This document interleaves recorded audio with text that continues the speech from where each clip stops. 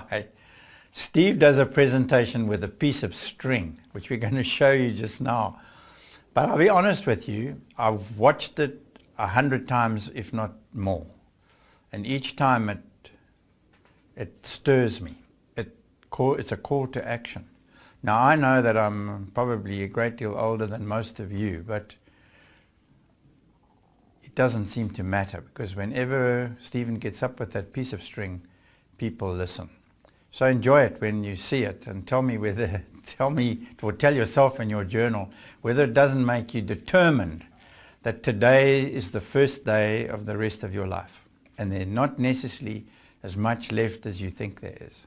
Here's a little demonstration about time, and more specifically, the time that you have. The time might be described as your lifeline. How long have you got? Might be a question that you're asking yourself at various points along your journey.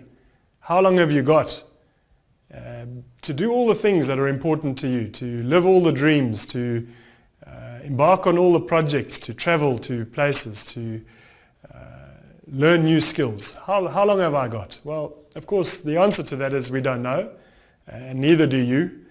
Medical research tells us it might be as many as 80 or 90 or even longer. But in some countries, I guess life expectancy is 40, 45. The important thing to think about perhaps is, where are you along this piece of string? If the one end represents the day you were born into this world, and all the way down this piece of string, in various stages and phases, we have the other end that represents the day you're no longer here, the day you're no longer here to enjoy all of those things. Then perhaps what might be important is to say, well, where am I along this piece of string? And I'm just going to use myself as an example. At the ripe age of 44, I hope that I'm around about halfway. I would like another half of the string. And so I'm going to make a cut around about halfway along my lifeline, along my journey, which leaves me with this piece here, which is, of course, my past. Now, it's important not to just throw this away. We've got to think about this. We've got to reflect on it. What's been important here? Who's been a part of my journey? What have been some of my big yeses, which we've spoken about? What are the things that excite me? What raises my energy?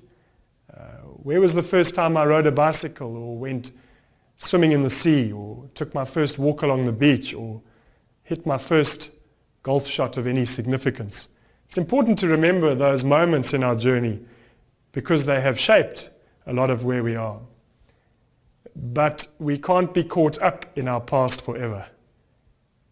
We can't think about the old days and I wish things were always better than they are now, or it was so much easier then. We also have to focus on what remains of our future. And of all of this time that we have left, how much of that time are we going to be spending fast asleep? In a 24-hour day, the recommended sleep is roughly 6 to 8 hours. So let's take 7. That's around about a quarter to a third of all the time that we have left will be spent fast asleep. And that's through necessity. We have to sleep. There's no debate. It is not a question of sleeping less in order to accomplish more. We have to regenerate, we have to rejuvenate, and it is part of our health. But we need to think about 7 hours out of our day. Of all that time that we have left, there's a wonderful company called Armitage Shanks, Val, people that make bathrooms and basins. They tell us that the average person will spend about 3 to 5 years of their life in the bathroom. What do you need to do in order to keep that time too? Of course, there's food and drink and eating. All of that stuff is highly necessary. We need to do that. But how much TV are we watching? How many videos are we watching that maybe are unnecessary? How much time do we spend on computer games? And what about driving in the traffic to and from work? There are all sorts of things which come along and they indiscriminately snip away at our time. Of course, what we can't guarantee is there isn't somebody snipping away from the other side, because 88 years is not guaranteed to any of us. And so when we think about time and the significance of the time that we have here, it's really about how do we stretch that time? How do we make this special piece of our string significant, important? How do we fill that and infuse it with energy for ourselves and the people around us? What will make this piece of string significant for you? And perhaps you might like to journal that.